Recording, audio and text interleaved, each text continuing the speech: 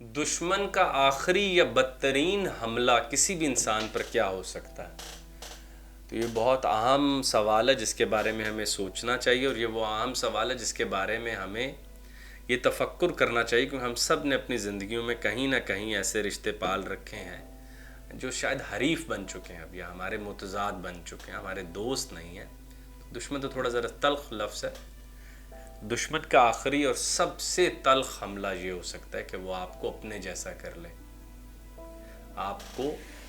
آپ کے دل سے معافی کا جذبہ لے لے، آپ سے ویسی ہی حرکت کروائے جیسا وہ خود کر رہا ہے، آپ سے ویسی ہی ایک گالی اگلوا لے جیسی وہ خود دے رہا ہے، آپ سے اپنے ذات کو ایسا نقصان پہنچوا لے جو شاید وہ آپ کو پہنچا دے۔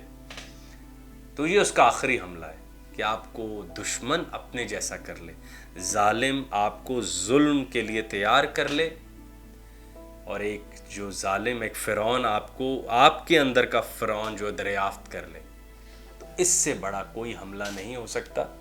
اور ہم عموماً بچوں کو میکیاویلی، کیونکہ وہ ٹیکسٹ ایسے ہیں، مشہور ہو گئے اور آسانی سے دستیاب ہیں، تو ہمارے بچے جب پرنس وغیرہ پڑھتے ہیں، خصوصاً نیگوشیشن مینجمنٹ میں یا مارکیٹنگ میں، تو بڑے حیرت زدہ ہوتے ہیں کہ بھائی واقعی چالاکی عام ہے اور عقل مندی عام نہیں ہے۔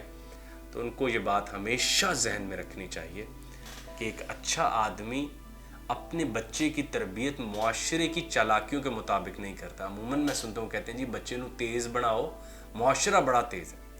میں اپنے بچے کی روح فقط اس لیے خراب کر لوں کیونکہ باقی لوگوں نے خراب کر رکھی ہے؟ میں اپنے بچے کا وہ حسن صرف اس سے اس لیے واپس لے لوں، اس کی نرمی صرف اس لیے واپس لے لوں کیونکہ معاشرہ باہر تلخ ہے؟ اور یہ میں اس پیغام کی طرف لانا چاہتا تھا کہ ہمیں خود اچھے رہنا۔ اور میں نے ایک ریسرچ پیپر میں دوستویسکی کے ایڈیٹ کو آئیڈیلائز کیا تھا، جو دھوکہ تو کھا لیتا ہے مگر اپنی روح کے اوپر چالاکی کا داغ نہیں آنے دیتا۔ اور ہم سمجھتے ہیں کہ چالاکی سے میں نے فریب دے کر وہ جو ڈیل بنائی کیسا بیوقوف بنایا، تو ہم اس کو بڑی کامیابی سمجھتے ہیں، اس سے بڑی کوئی ہار ہی نہیں۔ تو اس وقت معاشرہ ہمارا دشمن بن چکا ہے جو ہمیں مائل کر رہا ہے کہ ہم اس جیسے ہو جائیں، ہم چالاکی سیکھیں، عیاری سیکھیں، چھوٹی موٹی امبیزلمنٹ کرتے ہوئے گھبرائیں نہ۔